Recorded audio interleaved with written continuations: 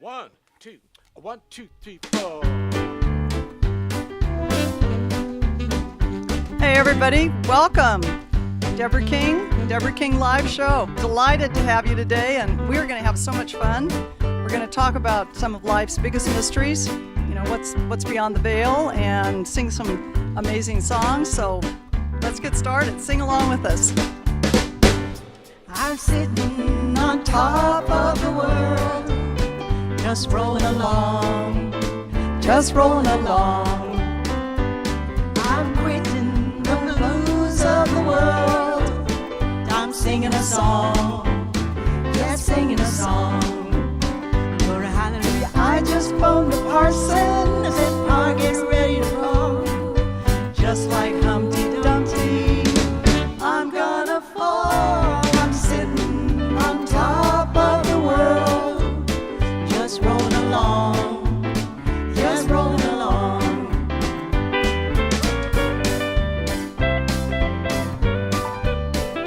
Hey, Lee's just getting warmed up back there on his guitar.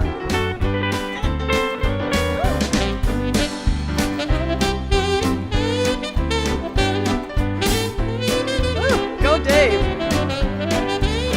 Glory, hallelujah. I just phoned the parson, said, "I guess ready to call." Just like Humpty Dumpty, I'm gonna fall.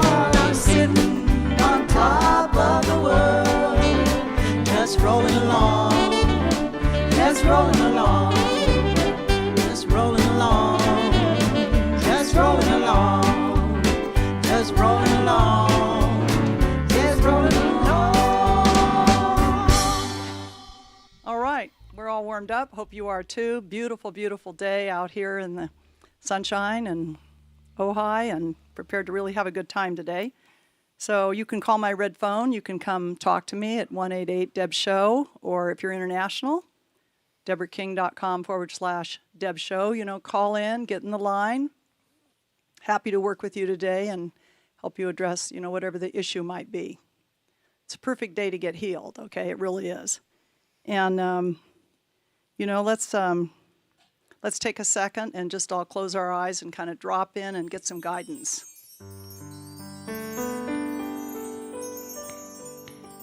So, on all our behalf, I call in all the guides. From near and far, I call our ancestral guides, call upon your animal guides, I call on the ascended masters, may they guide us all the time. I call the angels, and I call upon all divine figures, whoever you best relate to. And I call upon the teachers from the stars. And so be it. All right, beautiful. Take a second here and introduce the band. And, don't hesitate to share the show on Facebook and YouTube, and bring your friends and family. So over here I got Lois Mejia, talented vocalist and arranger, and she holds this whole thing together, and we're all learning so much from her. It's really fun. And right behind her is Dahlia Rodriguez. Beautiful sound, Dahlia. Love having you. And right behind Dahlia is Sophia Holt. It's been just great having Sophie. Really great harmony, Sophie. So nice to hear. And over here on my other side, I got Jack Lee, our music director. Go Jack. He's on the keyboard, but he plays other instruments, and he's got a really nice voice, by the way, and he's singing something today, I know. And behind Jack, we've got Michael Brady, a guest artist who's come today on his bass guitar and sweet tenor voice that you're going to get to hear today. And next is David Telegian. He's a multi-instrumentalist kind of guy, Dave. Just love the sound, the sax and the flute and, oh my God, other things. And then Lee, you just saw Lee for a moment. He's on the guitar and the violin, and get ready. Today he's playing the banjo. How much fun is that, right? And we're fortunate today, right? Dead center there, we got Andy Street sitting at the keyboard. And Andy Street is, he's from across the pond. He's making a cameo guest appearance here. We're so lucky to have Andy. He's, when he isn't on American Idol and You Think You Can Dance, I know Andy actually from his classical background, from his days at Cambridge in the UK. His classical compositions and arrangements are really, really amazing. But he can do jazz, classical, rock, you name it. Pretty versatile, Andy. So we're very excited to have him today. And last but never least, our guy James up top with the drums. Go, James. Keeps us in rhythm. Okay, we got a fun song for you right now. I know it's going to take you back. It certainly does us. Down in the valley. Sing along with us, okay? 1, 2, 3, 2, 2, 3.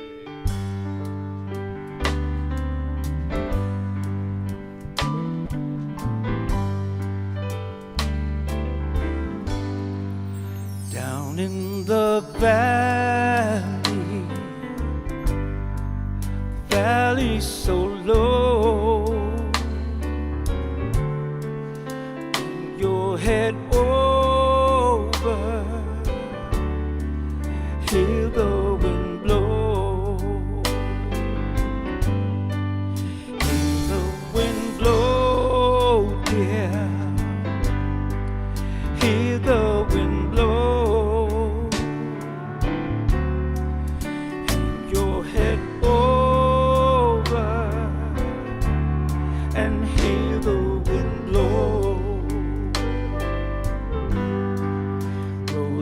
Love sunshine, violets love dew, angels in heaven, they know I love you, know I love you, dear, know I love you. In heaven, they know I love you.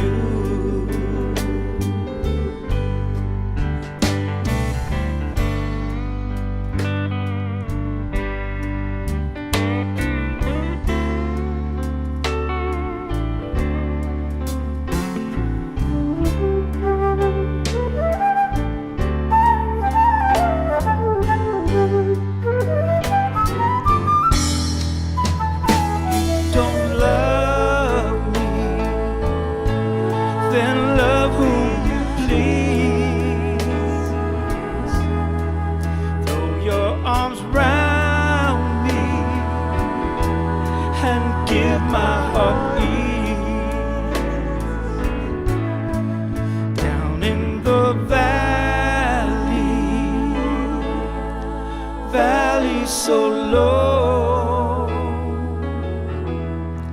hang your head over,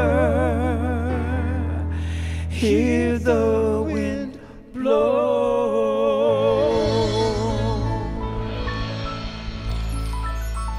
Ah, really nice, Michael. What a treat. Really fun to hear that song. That's really an oldie. All right, you guys, let's talk about Halloween and all the stuff that's goes with it. It really has quite an impact on us. That's why we're attracted to it every year.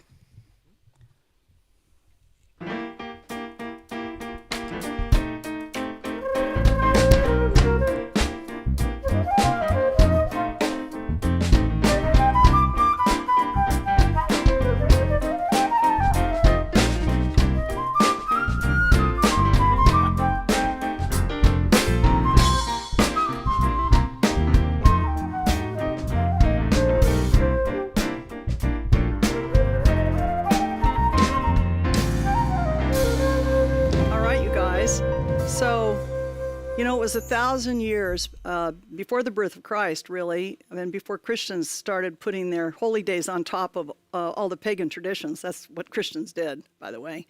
That people of Ireland and the UK and northern France, a lot of us have roots, right, from these areas. And those of us who, we can feel it in our cellular memory, we celebrated a time called Samhain. It was the last day of October. It was a big deal. And it was the main holiday period of the year. It marked the end of summer and the beginning of the dark, the only two seasons that were recognized back then. the fading of the sun god, signaled the appearance of Lord Samhain, whose name means the end of summer, and bringing the cold, dark days of winter. So just think Game of Thrones, okay, and you'll have like a picture of it, pretty much, what it was like back then. You know, winter meant hazardous living conditions. Chances are you wouldn't even survive. Not enough food, freezing temperatures, you know, huddling around a fire. It's deadly to you, to your few livestock that you might have saved, right? The animals that you thought were healthy enough to make it through the winter and give you some sustenance. So the night before this last day of October, the Druid priests and the villagers all got together at a huge bonfire, and they thanked the sun god for their harvest, and to appease this Lord Samhain, as he came into power, they wanted to make him happy. They were worried about all what he could do during the dark days of winter. You know, they were trying to allay their fears, right, as best they could. So they called this celebration All Hallows, or Halloween. And it was a scary night for your ancestors and mine. They believed that people who had died the previous year and years before that could leave their graves and come back and haunt you on their way, trying to find a passageway out of the dark and up to, you know, a better place. So the souls of the dead were perceived as ghosts, witches, goblins, and they often sought revenge, or so the living thought, for things that had happened to them, that had, you know, unpleasant things they'd suffered in their lives. They also believed that Lord Samhain was roaming around looking for those souls who were trying to escape from him and go to a better place. So he's on the lookout too. This is a very difficult night, people were worried they might be taken to some dark realm. Now, it's interesting that about the same time the ancient Egyptians and the Mesopotamians had the same belief. So think about how we all share, you know, this vast unconscious, right?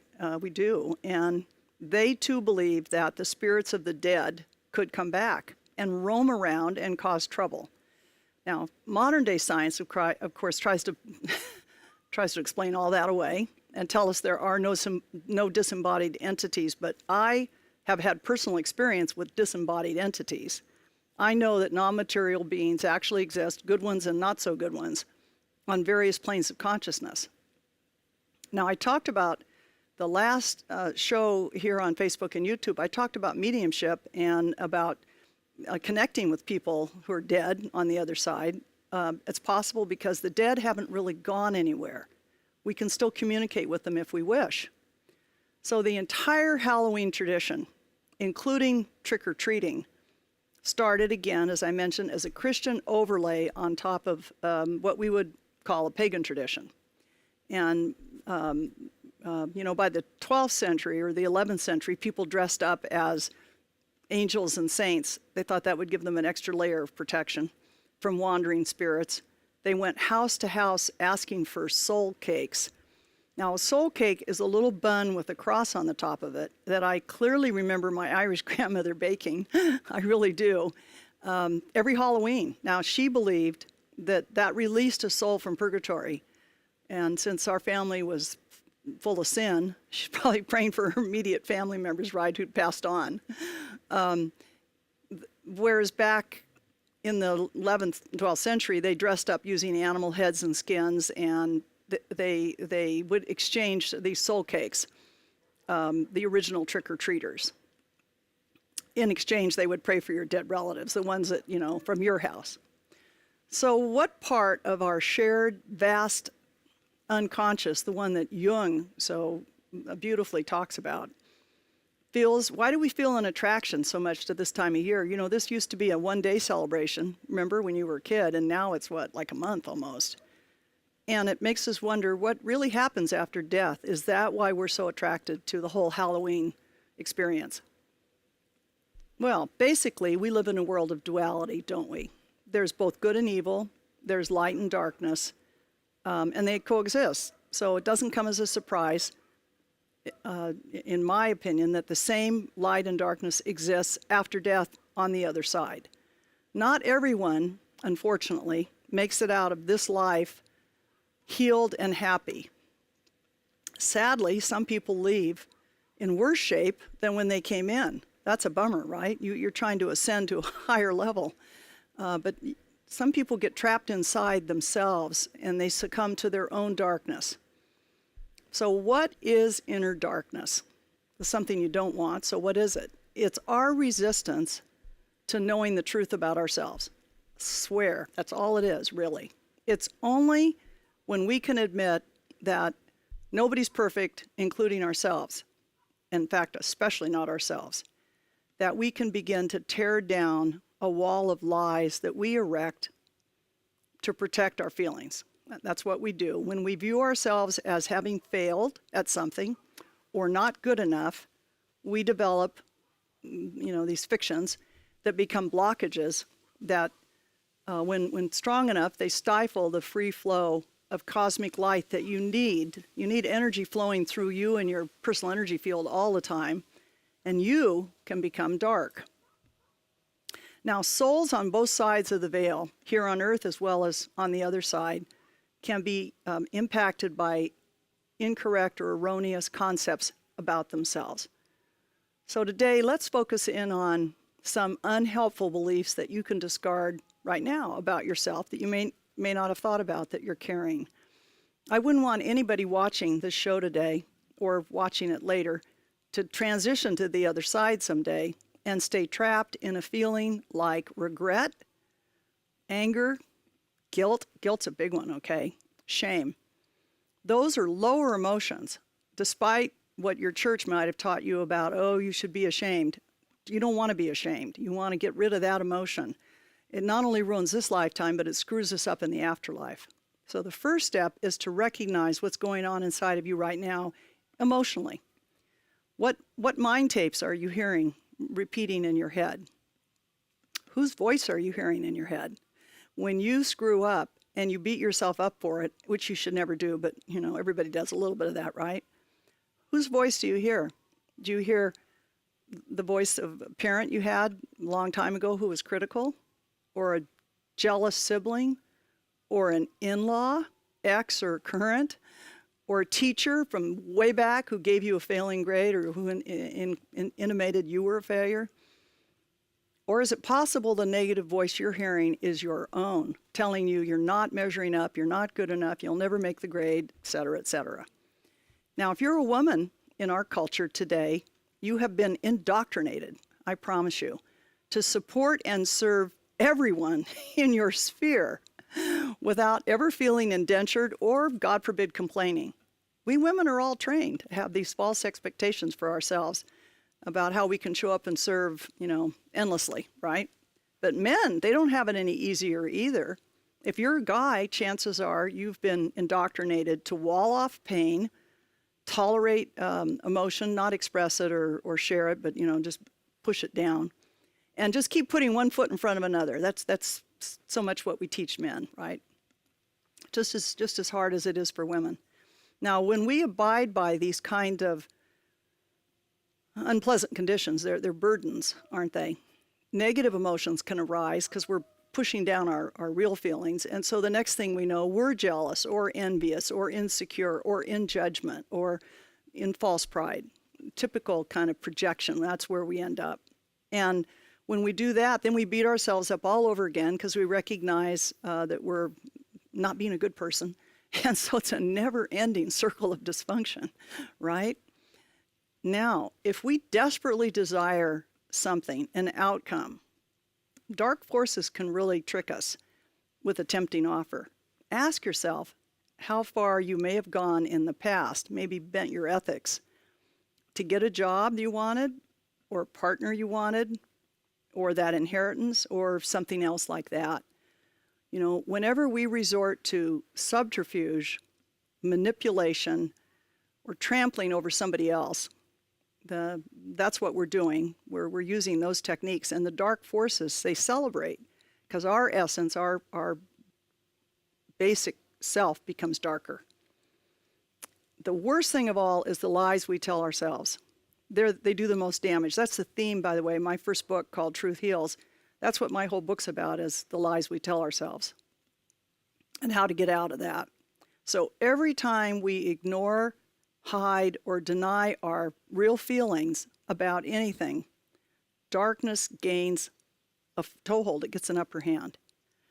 The best way to deal with these kinds of negative feelings, which, you have, of course we all do, is to acknowledge them.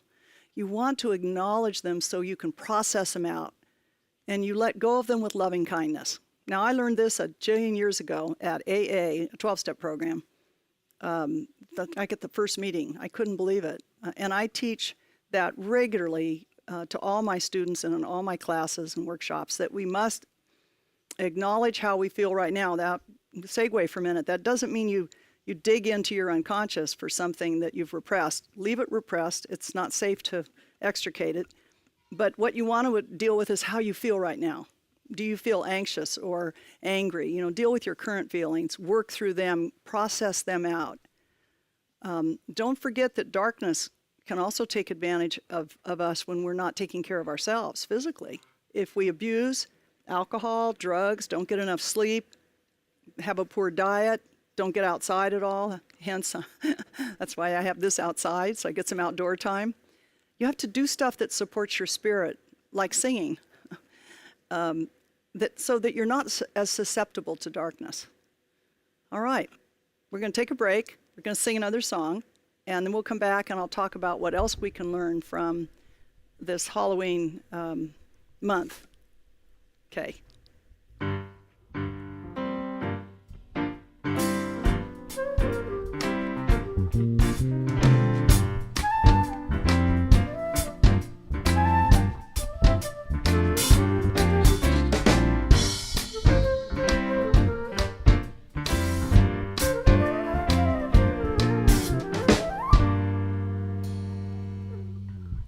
We got a fun little medley for you here.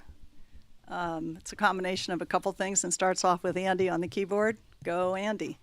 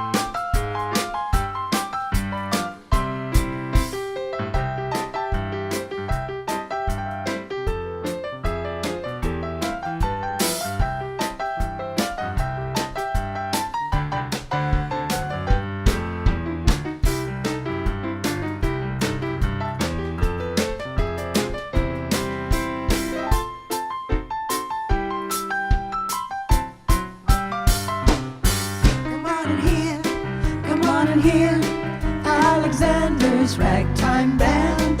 Come on and hear, come on and hear. It's the best band in the land. They can play a bugle call like you never heard before. So natural that you want to go to war. That's just the bestest band whatever. My honey lad, come on along. Let me take you by the hand. Up to the man who's the leader of the band. And if you can't, you hear that Swanee River play in ragtime. Come on and hear Alexander's ragtime band. And if you can't, you hear that Swanee River play in ragtime. Come on and hear Alexander's ragtime band.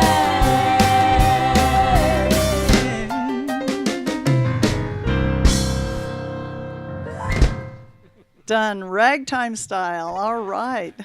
That was fun. Back to talking about Halloween and the days that follow it.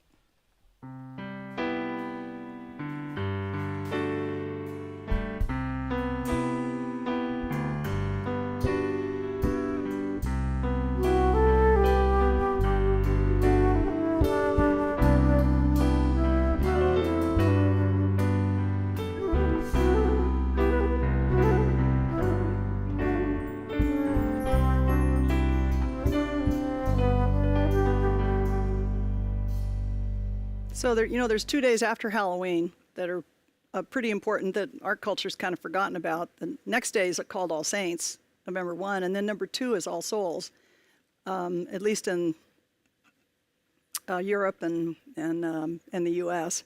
And let's take a moment and reflect on what we can learn from them. So All Saints used to be a big day, maybe for you when you were a kid, where believers connected with saintly figures. Now, we do that here in my tribe. We do that fairly often because saints are models, right? They're models of faith, they're exceptional teachers, or they're masters of the mysteries, or all of the above.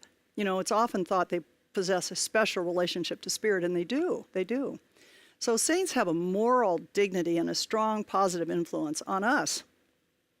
Their most impressive power is that they can, a talented saint can transform their followers' inner life.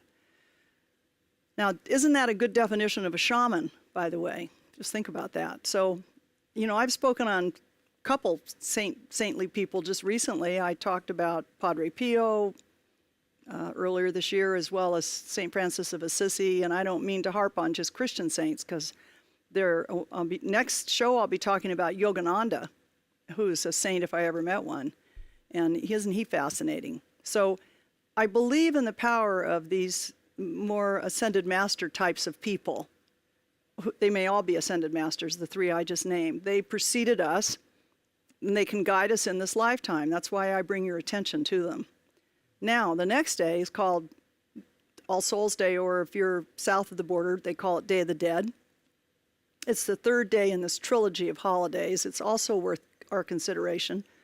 Used to be, the origins of it was ancestor worship, like in China, the Chinese Ghost Festival, or in Japan, the Japanese Bon Festival, or the Roman custom in Lemuria. They had a lot of ancestor worship. It takes place at the same time, right when the harvest is completed and we're transitioning from summer to winter. That's why it was tied to Halloween. And, the fields are now all brown and the trees have lost their leaves, and it's getting pretty chilly and the nights are getting longer. Even in sunny Southern California, it does get dark, right? Even if it doesn't get very cold. So it feels like, to many people, don't we somehow internally sense that death is just around the corner? Isn't that what's going on really with Halloween and this whole celebration, I think? Now, in our current culture, we barely honor the dead, right? We hardly talk about them. But say 600 AD, it was a big deal, big bonfires, parades, everybody was in costume. This would be 600 years after Christ's death. You'd be dressed as an angel or a saint or a devil, and, we'd ring bells for the dead, and we would share soul cakes with people and help them commemorate their dead ancestors, help them, give the dead some piece of some hope. We'd light candles. That was a big deal back then. Like in the Middle Ages, candles were very big to help souls who were languishing in darkness. Now, in that belief system, when the soul departs the body, they didn't believe it was cleansed of minor sins. So they thought the prayer of the faithful back here on earth would really help them. I've attended a few deaths, and I'm convinced that we can help our near and dear just departed. I'm with the Buddhists. I believe that as we move on to our next highest level, that there's quite a in the Bardo, there's quite a lengthy transition. I would focus, if I had a near and dear departed, I would give them a lot of focus for at least 30 days. I would. I do think it takes that long. They're hovering here. They're not even sure they've left. Now, as I talked about the last show, I talked about mediumship. Your ancestors are still around. Remember, they don't really go anywhere. They can contribute to your well-being. They can. And you can contribute to theirs, as I just mentioned. You just have to invite them into your life. We all have the ability to connect with the deceased. And it's good to have some relatives on call. You might have a favorite parent or grandparent or aunt or uncle or somebody that you really liked who's gone. Feel free, connect with them. You can. You'll be able to discern the quality of the help, whether it's in the light or not. You'll be able to tell. They're your relative. you'll be able to sense their consciousness, which might change when they go to the other side. It might be higher. I teach the Ascended Masters. They're people who lived here on Earth that had such saintly, such amazing lives. They've ascended, but they're still available to us. They're in the highest level of consciousness. They're really good interplane guides, and certainly qualify as saints. They can intercede on your behalf. You may recall last show I talked about how I'm not a fan of consulting a medium. The risk there is the medium's consciousness could very well be lower than yours, and then you're going to get low info and low connection. But if you connect personally to a deceased loved one, or I do on your behalf as part of a healing, that's a different matter. That you might really get their help. It might be very helpful to you. You can use that help, you'll be able to tell if it's coming from the light. So that's the crucial issue. Is the contact coming from the light? Is it in the best interest of you? Again, when it comes to your own loved ones, you'll be able to tell. You can discern. You don't need an intermediary. Now, in the Southern Hemisphere, All Souls Day is still a big celebration. Friends and family get together. They may go to the graveside. They might bring, they love Aztec marigolds. They'll put marigolds on the grave. They'll bring food. They'll have kind of a celebration down there, in the graveyard. And they pray for the decedent. So the origins of the Day of the Dead, All Souls Day, goes back to indigenous practices from pre-Columbian eras. It goes way back, more than 3,000 years, that we've had rituals in this hemisphere to celebrate ancestors. So death is seen as a natural occurrence in many of these cultures and many of their beliefs. It's a normal part of the cycle, right, of human life. So the Day of the Dead isn't a sad day, it's a celebration. And they see their loved ones across the veil and celebrate with them on this special day. Again, they build altars right on the gravesite and they decorate them. So I know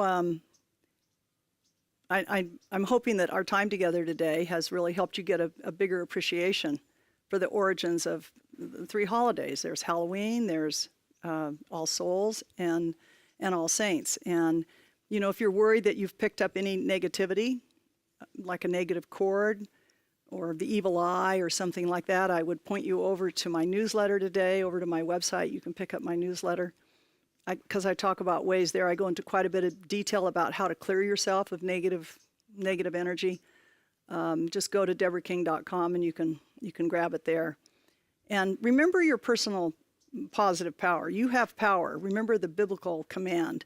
Brothers and sisters, whatever is true, whatever is noble, whatever is right, whatever is pure, whatever is admirable, whatever is lovely, what is excellent and praiseworthy, think about those things and not of darkness. All right. Let's go sing one more song before I take your calls.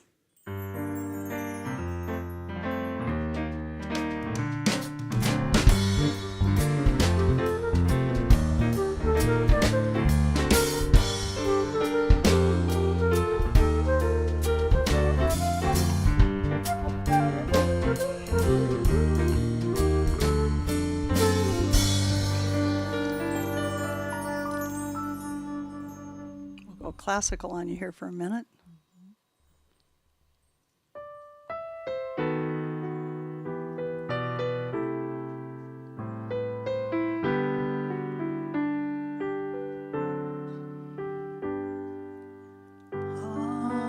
Anis angelicus, fi panis hominum, dat panis celicus figuris terminum,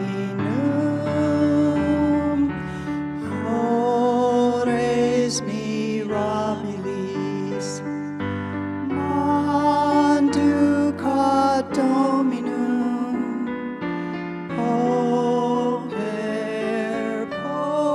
Poper, servus et humilis.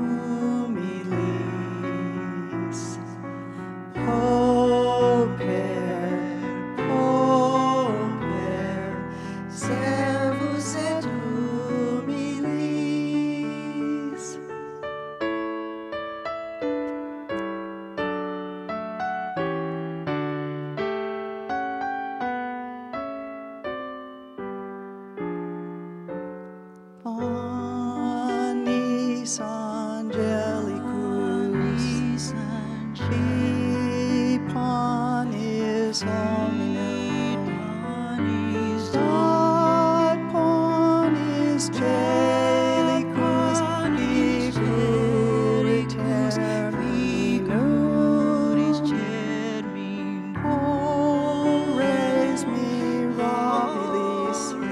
mirabilis ducat dominum per servus et humilis pauper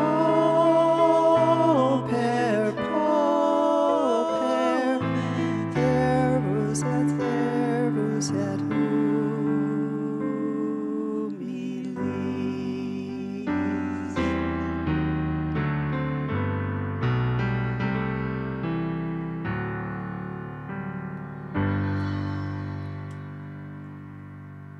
What fun. Couldn't resist something classical with Andy here. All right. Time to take calls from you on my red phone.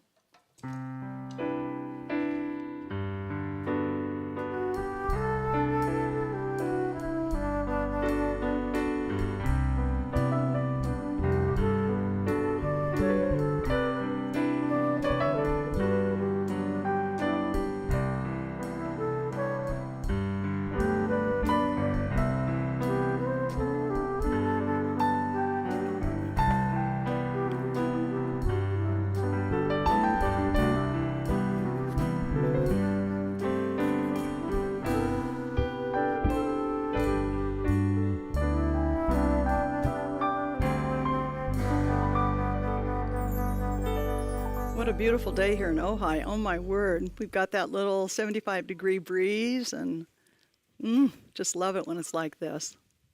I have a bunch of friends in my yard.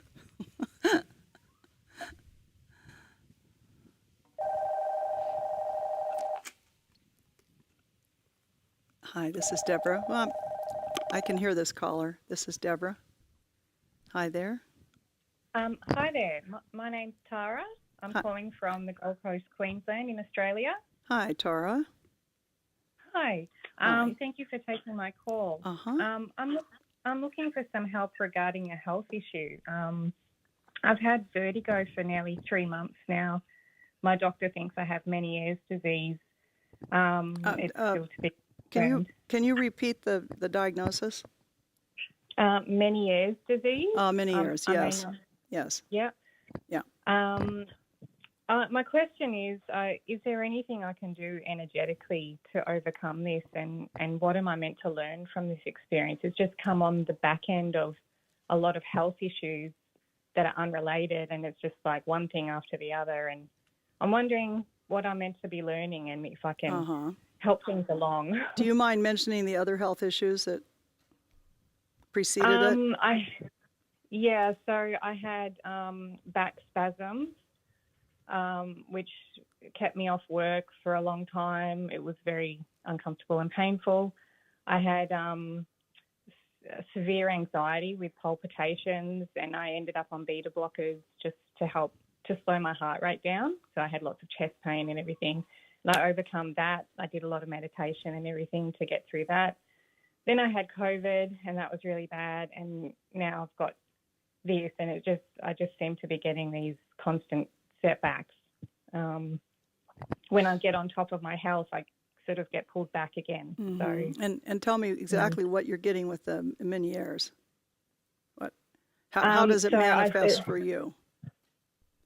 So it started with a quite a bad vertigo attack about 3 months ago, and it's just lingered since. I'm like very hypersensitive to noise, and a just feeling of like swirling in my head and just like a seasickness.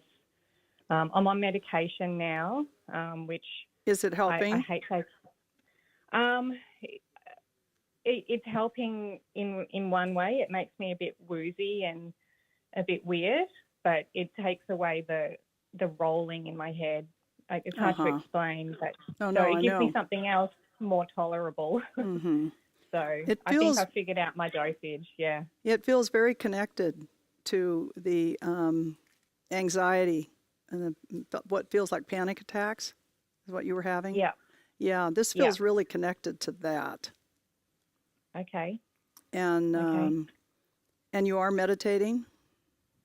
Yeah. I every morning I did your sutra course via Mind Valley, Oh, and good. I'm using the mantra supplied there. I'm not always doing the sutras because they actually make me really lightheaded. So since I've had the vertigo, Would make that stopped. worse, yeah.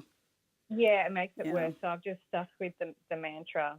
So now it's springtime where you are, right? Yes, yeah.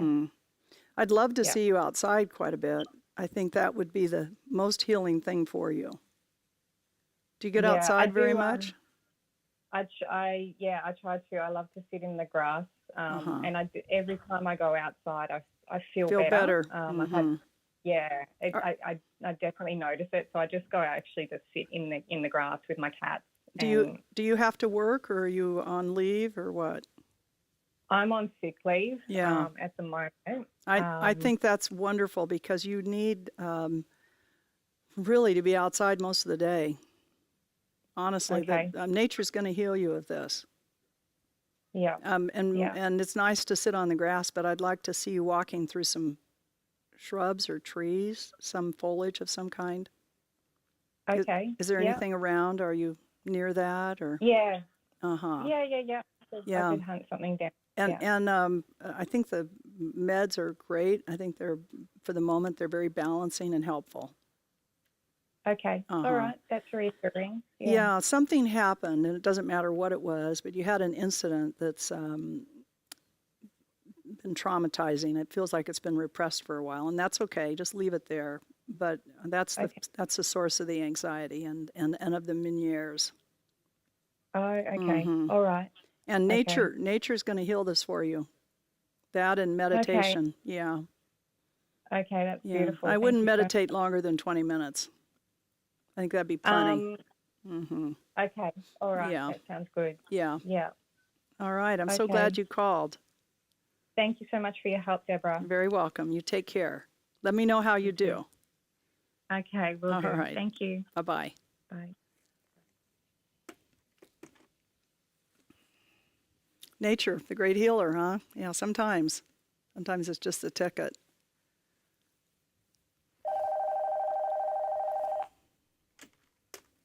Hi, this is Deborah. How can I help you? Yes, hi, Deborah. Hi, who am I speaking to? This is Shirley, and I'm calling from Belgrade, Maine. Hi, Shirley. How can I help you? Well, I'm having a health issue with my left leg. Generally, I enjoy really good health. I've worked out and exercised for quite a few years. I live a pretty healthy life. And all of a sudden this summer, I have developed a pain in the back of my left knee and the back of my left leg, like in the hamstring area. And I recently visited a doctor who's new to me and was very quickly diagnosed with osteoarthritis in the knee, but I'm not feeling very comfortable with that diagnosis. It doesn't seem right to me.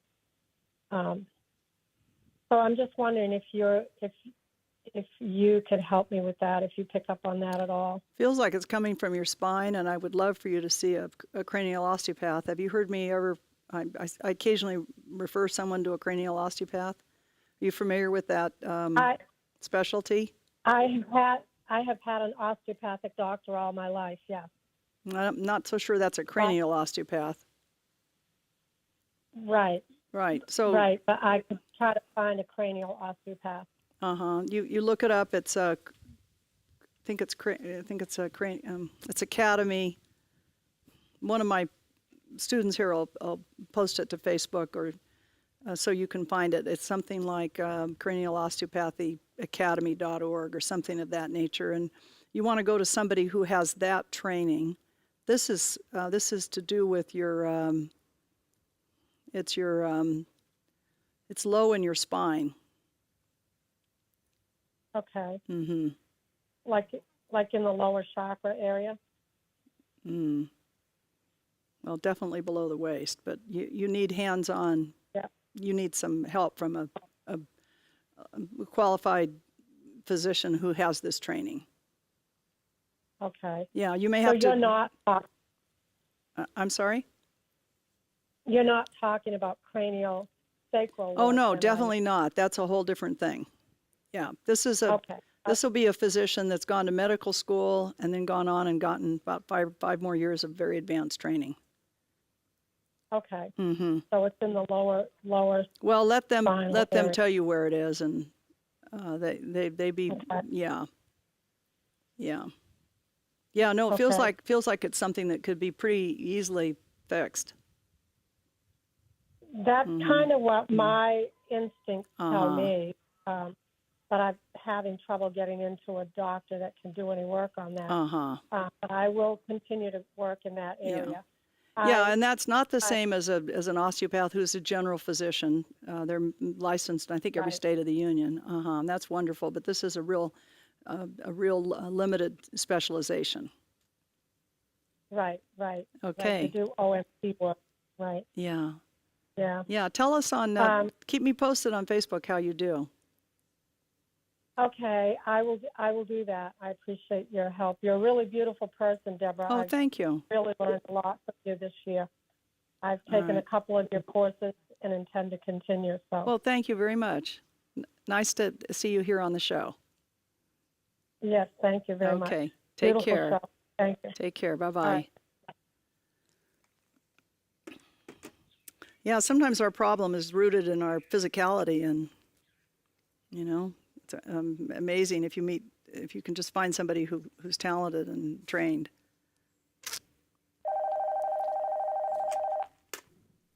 Hi, this is Deborah. How can I help you? Hi, this is Deborah. How can I help you? I'm getting feedback. I think this Hi. caller might. All right, here. I just turned the Yeah, I just the turned volume the off. sound off. On Yeah. Hi, what's your name? Hi, my name is Rachel, and Hi, I'm Rachel. calling from San Rafael. Okay. So I guess I don't know 100% why I'm calling. I'm going through a lot of issues lately. I guess a lot of people seem to be asking about medical, so I just will say I've been experiencing a lot of fatigue and mysterious hair loss around my crown. And all of my blood tests have come out fine. So part of me does wonder, what's going on. Was there a diagnosis of alopecia? Oh, no. No, not that serious. No. Then. Not that much hair No. loss. Mm-hmm. No, I mean, I actually have tons of hair. But it is it's been falling out of my hairline for a few years, and there's no explanation medically so far. I'm having a lot of breaks. Do you have a meditative practice? I don't. Yeah, I'm not sensing one. I should. It's very sporadic. Yeah, and that was. I know that I need to do that. Yeah, I'm not picking anything up there, and that seems to be an issue at the moment. I'm sensing that you're not too sure your footing right now. If you meditated, I think you'd be a lot more comfortable and know who you are. Yeah, I want to know how to be sure about my path. Right. To step Right. forward with confidence. Yeah, and instead of someone telling you, who could be wrong, I would love for you to meditate, and then you'll start to get guidance from your higher being. Your own soul will start to guide you from your higher chakras, the ones above your head. Wouldn't that be nice, huh? That your own inner voice, your own inner knowing, and you'll have a better sense of what direction to take.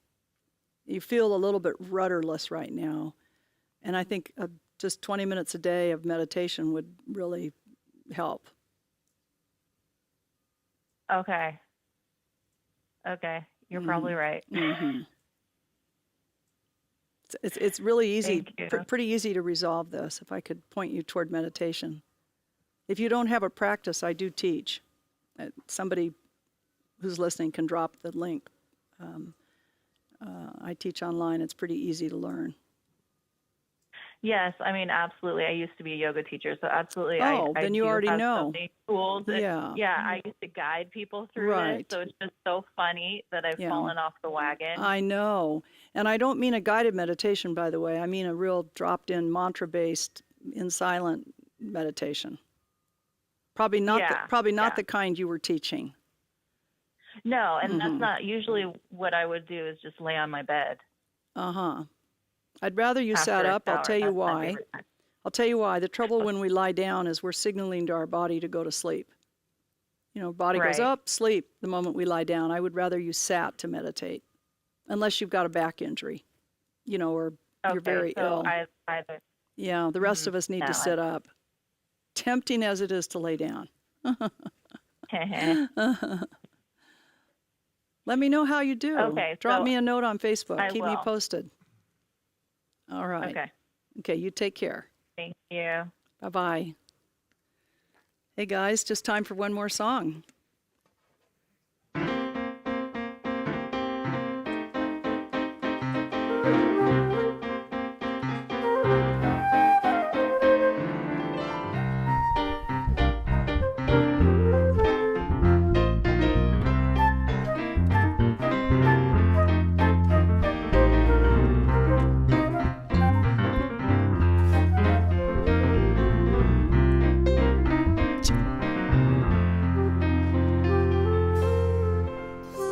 Another song that is not at all serious, so get ready to skip around the room with us, okay? Grab the lyrics. They're right there on Facebook and YouTube. 1, 2, 1, 2, 3, 4. Skip, skip, skip to my loo. Skip, skip, skip to my loo. Skip, skip, skip to my loo. Skip to my loo, my darling. Fly in the buttermilk shoe, fly shoe. Fly in the buttermilk shoe, fly shoe. Fly in the buttermilk shoe, fly shoe. Skip to my loo, my darling.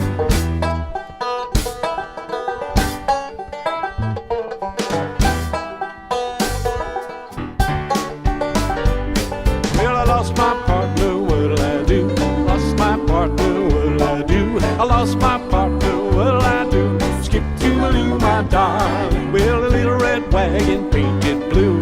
Little red wagon painted blue. Little red wagon painted blue. Skip to my loo, my darling.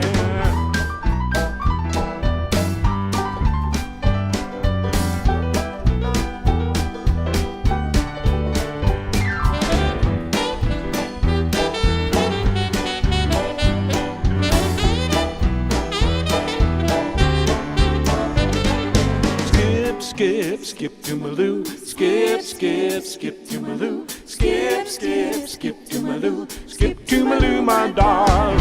Skip, skip, skip to my loo. Skip, skip, skip to my loo. Skip, skip, skip to my loo. Skip to my loo, my darling.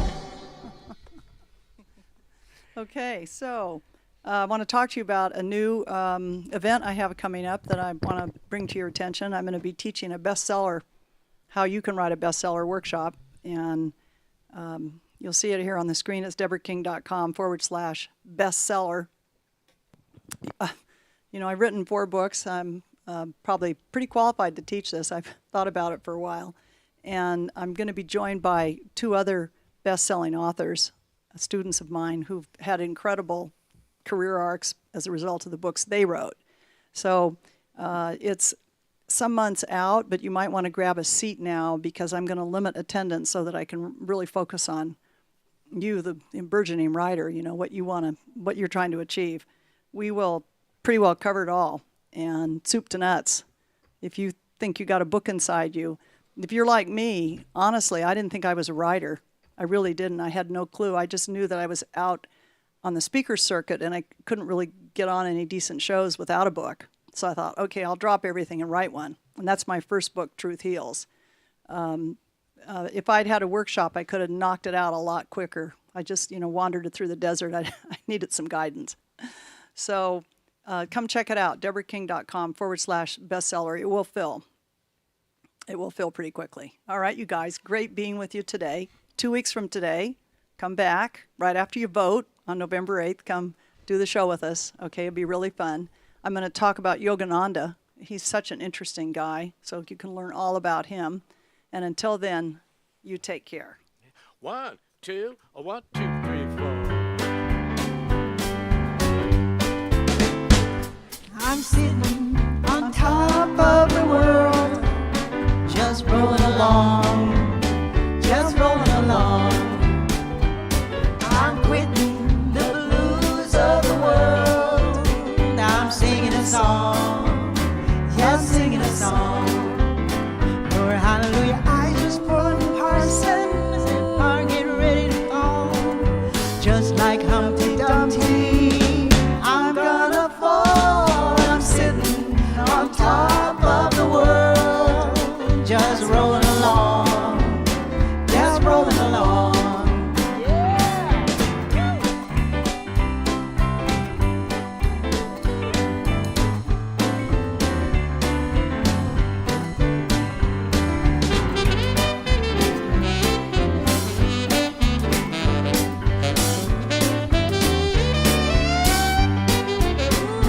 Hallelujah, I just poured the Parsons and are getting ready to call. Just like Humpty Dumpty, I'm gonna fall. I'm sitting on top of the world, just rolling along, yes, rolling along, just rolling along, yes, rolling along, just rolling along.